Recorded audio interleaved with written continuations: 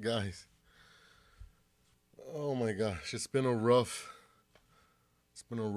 couple days since 1 p.m. on on Sunday afternoon.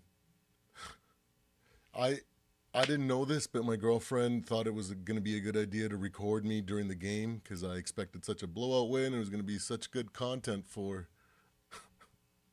this show, this episode in particularly. So I'm not going to throw away the footage. So here, let me show you guys what I'm talking about or what she recorded.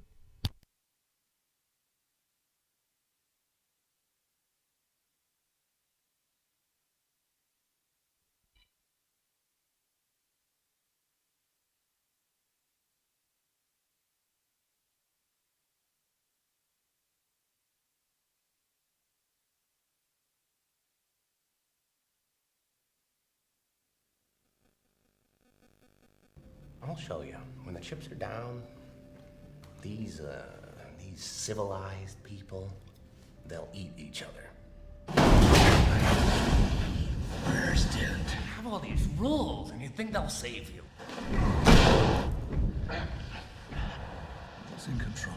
I have one rule. Oh, then that's the rule you'll have to break to know the truth. Which is?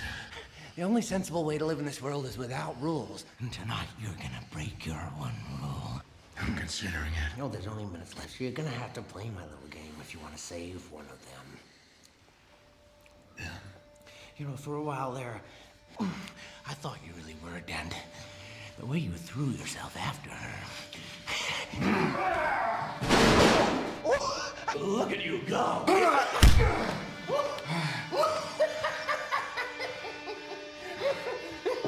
You have nothing to threaten me with. Nothing to do with all your strength.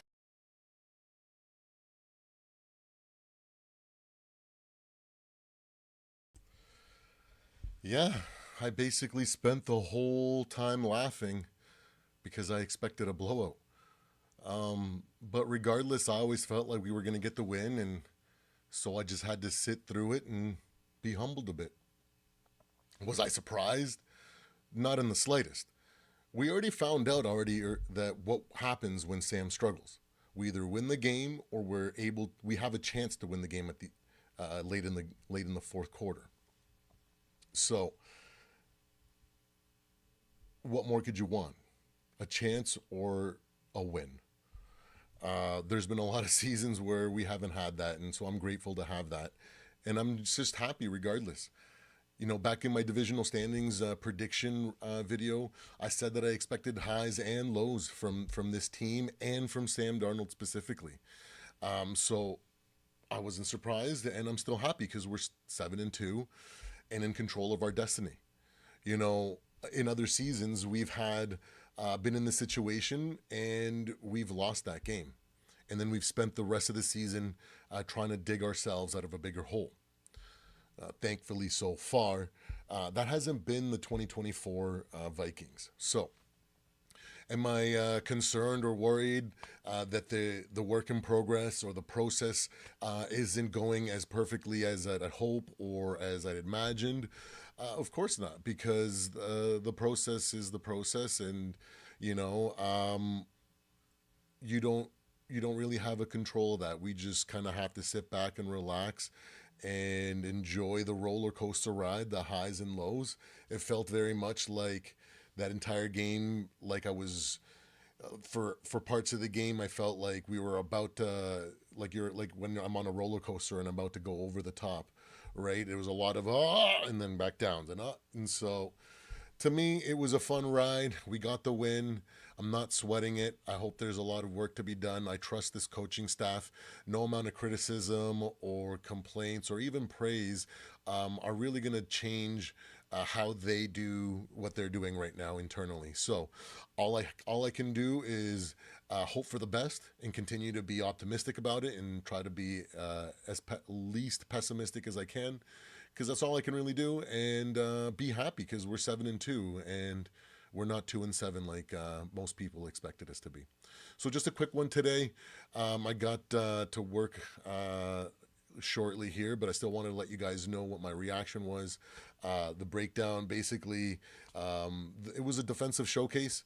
There's the defense continues to prove when it comes to mediocre or subpar teams. This defense is going to continue to put them in their place. When we're talking about those top tier offenses, they seem to have an up and down record. But when they're trying to create something new, when Brian Flores is trying to develop something that hasn't really been done and set himself apart, I'm going to expect some growing pains there too. And based on last year's performance, where we were supposed to be one of the worst defenses in the league, and Brian Flores came in year one without the pieces that he had, and was able to bring them to a top 17, 16, 15, some even would say like top 12 defense last year.